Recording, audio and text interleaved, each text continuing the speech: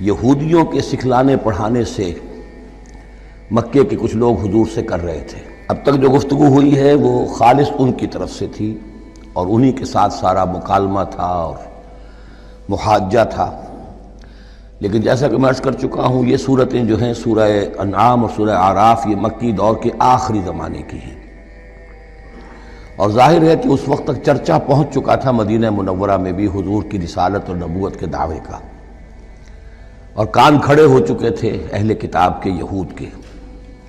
تو وہیں سے بیٹھے ہوئے انہوں نے ریشہ دوانیاں کرنی شروع کر دی تھی۔ اور جیسے کہ ہم پڑھ چکے ہیں کہ جب زدم زدہ میں کوئی آ جائے تو وہ یہاں تک کہہ بیٹھتے تھے کہ ان مسلمانوں سے تو یہ مشرک بہتر ہیں جو بتوں کو پوجتے ہیں وغیرہ وغیرہ۔ اسی طرح کی ایک بات وہ ہے جو یہاں کہی جا رہی ہے، وَمَا قَدَرُ اللَّهَ حَقَّ قَدْرِهِ، اور انہوں نے ہرگز قدر نہ کی اللہ کی جیسا کہ قدر کرنی چاہیے تھی، اس قالو جبکہ انہوں نے کہا ما انزل اللہ علی بشر من شیء، جبکہ انہوں نے کہا کہ نہیں اتاری ہے اللہ نے کسی بھی انسان پر کوئی بھی چیز، کیٹیگوریکل ڈینائل۔ چونکہ یہ لوگ جو تھے مکے والے یہ کتابوں سے واقف نہیں تھے، تو یہود نے سب سے پہلے جو ان سے کہا وہ یہ ہے کہ یہ سب خیال ہے، وہم ہے، اللہ نے کبھی کوئی چیز اتاری ہی نہیں کسی پر۔ اب چونکہ یہ سوال آیا تھا ان کی طرف سے، لہذا جواب میں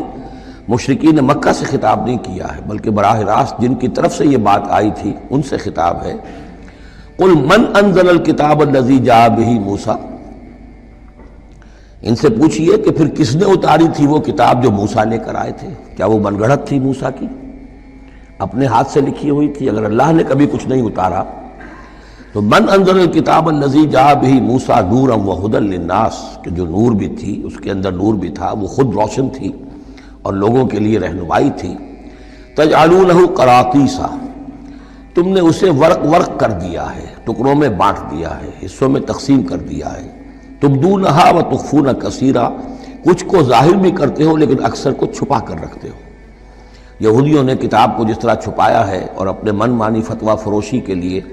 تو انہوں نے یہ شکل اختیار کی تھی کہ عام لوگوں کے ہاتھ میں یہ کتاب نہیں آنی چاہیے، بڑی محفوظ رہنی چاہیے وہ، اور یہ کہ عام لوگوں کی دسترس میں نہ ہو۔ وَعُلِّمْتُمْ مَا لَمْ تَعْلَمُوا أَنْتُمْ وَلَا آبَاؤُكُمْ، اور تمہیں سکھائی گئی تھی وہ سب باتیں جو نہ تم جانتے تھے تمہارے آباء و اجداد جانتے تھے۔